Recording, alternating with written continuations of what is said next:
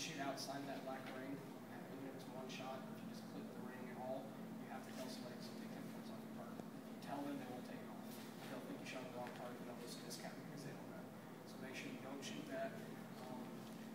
Make sure that you'll do, when you shoot in the order that you do it, you have to go based off your head. So if you start at the top sighter and you shoot the sighter below it, don't go to the top one and the bottom one, okay? Because you have one on top, one on the bottom of that same column. If you shoot the top sighter and